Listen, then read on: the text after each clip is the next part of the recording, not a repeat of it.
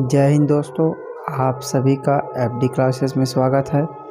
आज हम 7 अप्रैल को जितने भी इम्पोर्टेंट क्वेश्चन बनेंगे उन सभी क्वेश्चन को देखेंगे।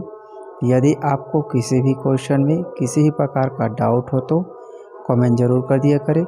यदि आप हमारे वीडियो को पहली बार देख रहे हैं तो चैनल को सब्सक्राइब, लाइक और शेयर ज़रूर करें। साथ ही बेल आइकन को प्रेस करें जिससे कि आपको नोटिफिकेशन मिलती रहे। चलिए आज का पहला प्रश्न देखिए। सामाजिक आर्थिक सर्वेक्षण 2023 के अभियान के अंतर्गत योजनाबद्ध तरीके से सर्वेक्षण का कार्य पूरा करने वाला पहला ग्राम पंचायत कौन सा है? तो इनका सही आंसर होगा पहला ग्राम पंचायत बमनी ग्राम पंचायत है, जो राजनांदगांव की एक ग्राम पंचायत है। बहुत ही इम्पोर्टेंट क्वेश्चन है, चलिए ध्यान देंगे। सामाजिक आर्थिक सर्वेक्षण 2023 अभियान के अंतर्गत योजनाबद्ध तरीके से पूर्ण सर्वेक्षण का कार्य को राजनांदगांव जनपद की ग्राम पंचायत बमनी ने 100% कर दिखाया है। यहाँ 207 मकानों में 265 परिवारों का सर्वे कार्य 100% पूरा किया गया है। ऐसा करने वाला ग्राम पंचायत बमनी राज्य का पहला ग्राम पंचायत बन गया है। गौरतलब है कि छत्तीसगढ़ शासन द्वारा 1 अप्रैल से 30 अप्रैल 2023 तक सामाजिक आर्थिक सर्वेक्षण 2023 अभियान चलाया जा रहा है। बहुत ही इंपॉर्टेंट है, इस डेट को जरूर याद रखना है। चलिए नेक्स्ट क्वेश्चन देखिए। राज्य में राजीव गांधी भूमिहीन कृषि मजदूर न्याय योजना की शुरुआत कब की गई है? तो इनका सही आंसर होगा 3 फरवरी 2022 को राजीव गांधी भूमिहीन कृषि मजदूर न्याय योजना की शुरुआत की गई है। चलिए ध्यान देंगे। मुख्यमंत्री श्री भूपेश बघेल की बजट भाषण में की गई घोषणाओं के अनुसार राजीव गांधी भूमिहीन कृषि मजदूर न्याय योजना का विस्तार ग्राम पंचायत के साथ साथ नगर पंचायत, अनुसूचित क्षेत्रों की नगर पालिकाओं में किया गया है। इस योजना की पात्रता केवल छत्तीसगढ़ के मूल निवासी को दी गई है। याद रखेंगे, इंपॉर्टेंट है, इन सभी पॉइंट को याद रखना है। ग्राम पंचायत एवं नगर पंचायत क्षेत्रों में निवासरत भूमिहीन कृषि मजदूर परिवार जिसके पास कृषि भूमि नहीं है, इस योजना का लाभ प्राप्त करने के लिए पात्र होंगे। वर्तमान में योजना के अंतर्गत पात्र चिन्हित हितग्राही परिवारों के मुखिया को प्रतिवर्ष 7,000 रुपये की अनुदान सहायता राशि प्रदान की जाएगी। याद रखेंगे, 7,000 रुपये दिया जाएगा। इसमें पहले 6,000 रुपये दिया जाता था, इसे भी याद रखना है। इस योजना को 3 फरवरी 2022 से शुरू की गई है। चलिए अगला प्रश्न देखिए।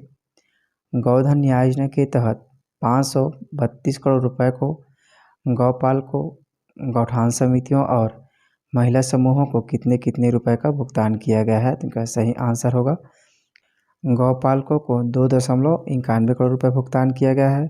गौठान समितियों को 1.43 करोड़ रुपए भुगतान किया गया है। महिला समूहों को 98 लाख रुपए का भुगतान किया गया है। उपरोक्त तो सभी सही हैं, याद रखेंगे। इसमें गौपालकों को 2.91 लाख रुपए और गौठान समितियों को 1.43 करोड़ रुपए और महिला समूहों को 98 लाख रुपए का भुगतान किया गया है। चलिए ध्यान देंगे। गौधन न्याय योजना की शुरुआत 20 जुलाई 2020 को की गई है। इस योजना को विश्व computer society of India special interest group E award से सम्मानित किया गया है। याद रखेंगे, विश्व computer society of India special interest group e governance award 2022 दिया गया है। चलिए अगला प्रश्न देखिए। विकास और शांति के लिए अंतर्राष्ट्रीय खेल दिवस कब मनाया जाता है? तो इनका सही आंसर होगा विकास और शांति के लिए अंतर्राष्ट्रीय खेल दिवस हर साल 6 अप्रैल को मनाया जाता है। चलिए ध्यान रखिए, विकास और शांति के लिए अंतर्राष्ट्रीय खेल दिवस प्रतिवर्ष 6 अप्रैल को सामाजिक परिवर्तन, सामुदायिक विकास और शांति और समझ को बढ़ावा देने के लिए मनाया जाता है। यह तारीख 1896 में एथेंस ग्रीस में आधुनिक युग के पहले ओलंपिक खेलों के उद्घाटन की याद दिलाती है। 2023 की थीम है scoring for people at the planet है। चलिए अगला प्रश्न देखिए। हाल ही में किस केंद्र शासित प्रदेश के वुड कार्विंग को जीआई टैग दिया गया है? तो इनका सही आंसर होगा लद्दाख के वुड कार्विंग को जीआई टैग दिया गया है। याद रखेंगे, बहुत ही महत्वपूर्ण है। चलिए ध्यान देंगे। लद्दाख वुड कार्विंग को भौगोलिक संकेत टैगिंग प्राप्त हुई, जो जम्मू कश्मीर में अपनी तरह का पहला है। इन उत्पादों की जीआई टैगिंग की प्रक्रिया राष्ट्रीय कृषि और ग्रामीण विकास बैंक द्वारा दिसंबर 2020 में हस्तशिल्प और हथकरघा विभाग के परामर्श और समर्थन से शुरू की गई थी। चलिए नेक्स्ट क्वेश्चन देखिए। 5 अप्रैल को जगजीवन राम की कौन सी जयंती मनाई गई है? तो इनका सही आंसर होगा 116वीं जयंती मनाई गई है। याद रखेंगे, बहुत ही इम्पोर्टेंट है, ध्यान देंगे। बाबू जगजीवन राम, जिन्हें बापू के नाम से भी जाना जाता है, एक राष्ट्रीय नेता, स्वतंत्रता सेनानी और सामाजिक न्याय के पैरोकार थे। उनका जन्म 5 अप्रैल 1908 को बिहार के चंदवा गांव में शोभीराम और वसंती देवी के घर हुआ था। उनकी विरासत की स्मृति में 5 अप्रैल को उनकी 116वीं जयंती मनाई गई है। उन्होंने 1971 के भारत पाक युद्ध के दौरान भारत के रक्षा मंत्री के रूप में भी कार्य किया है। चलिए अगला प्रश्न देखिए। केंद्र सरकार ने कितने महीने के लिए रक्षा बलों की आपातकालीन शक्तियों को बढ़ाई गई है? तो इसका सही आंसर होगा 6 महीने के लिए रक्षा बलों की आपातकाल शक्ति को बढ़ाई गई है। चलिए ध्यान देंगे। चीन के खतरों से निपटने के लिए रक्षा मंत्रालय ने 5 अप्रैल 2023 को तीनों रक्षा बलों को आपातकालीन अधिग्रहण शक्ति को 6 महीने के लिए बढ़ा दिया है। यह सशस्त्र बलों को सभी पक्षों पर दुश्मनों द्वारा किसी भी संघर्ष या आक्रामकता से निपटने के लिए आवश्यक हथियारों से लैस करने की शक्ति देता है। चलिए अगला प्रश्न देखिए। नागालैंड को एक भारत श्रेष्ठ भारत अभियान के युवा संगम 2023 में छत्तीसगढ़ के साथ नागालैंड को जोड़ा गया है। बहुत ही इम्पोर्टेंट क्वेश्चन है भी, चलिए ध्यान देंगे। एक भारत श्रेष्ठ भारत अभियान के युवा संगम कार्यक्रम के दूसरे फेज के लिए NIT रायपुर का चयन किया गया है। युवा संगम 2023 कार्यक्रम शिक्षा मंत्रालय का एक एक्सपोज विजिट प्रोग्राम है। इसमें देश भर के ऑफ कैंपस युवाओं के साथ उच्च शिक्षण संस्थानों में पढ़ने वाले छात्रों को देश के विभिन्न राज्यों की युवा संस्कृति के बारे में जानने का मौका मिलेगा। छत्तीसगढ़ राज्य को नागालैंड के साथ जोड़ा गया है। इस दौरान छत्तीसगढ़ और नागालैंड के 45 मूल निवासी जो NIT के रजिस्टर्ड स्टूडेंट हैं, उन्हें एक दूसरे के राज्य का भ्रमण कराया जाएगा। चलिए नेक्स्ट क्वेश्चन देखिए।